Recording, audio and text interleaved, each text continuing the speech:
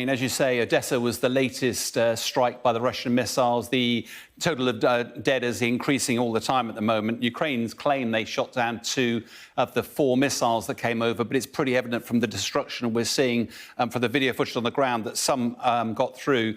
Also overnight, the Russians also struck at Kramatorsk. There were 2 people killed at Kramatorsk over here. And Kostiantynivka, another person died there with another strike. This, unfortunately, follows the night previously.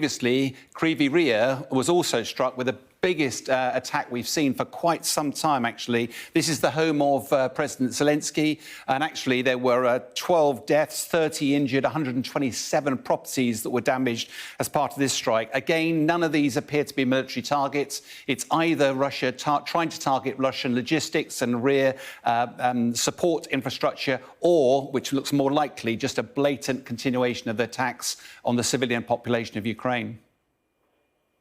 And Sean, Belarus has threatened to enter this conflict if there is aggression against it. Why is President Lukashenko saying this now, do we think? It's fascinating listening to President Lukashenko on state TV. He said that he had received some of the nuclear missiles that are coming in. He said he wouldn't hesitate to use them if he had the chance, if he was threatened. He has been described as the last dictator in Europe, and it does feel like the rhetoric of a man who's got a set of new toys, bluntly. Let's really be clear here. President Putin made quite clear when he said he was moving missiles that Russia would retain control of them. These have complex codes. There's complex processes for launching them. There's almost no way that President Lukashenko would ever have the chance to have his hands on the trigger. Now, on face value, these announcements are more just to remind the West of the threat of nuclear escalation in Ukraine.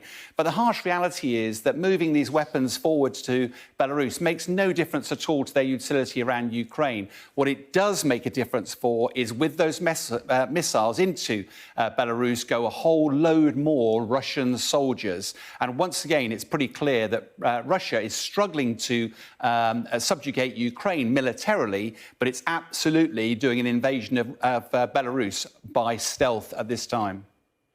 How important do we now think air support is going to be in deciding who comes out on top on this conflict? It's an interesting question at the moment, because overnight we've been trying to keep track of progress of the Ukrainian counteroffensive. The Ukrainians claim they've taken a few settlements. Russia claim they've pushed back. But it's certainly no breakthrough at the moment. But what we are seeing is very hard yards from Ukrainians. They're up against established Russian defences, and we're now seeing an increased use of the Russian Air Force, using their Frogfoot aircraft, as shown here, doing close air support. Now, it's worth remembering that the West, when we go into battle, we will try and establish air superiority first, because it's incredibly debilitating being attacked by your enemy aircraft on the ground. Now, of course, Ukraine don't have that luxury, and therefore they aren't able to establish air superiority, and they are being attacked from the air, which has raised questions of whether the West should have got F-16s, shown here, into Ukrainian hands earlier. Now, as a former fighter pilot myself, just giving them F-16s would not have changed the balance of this war.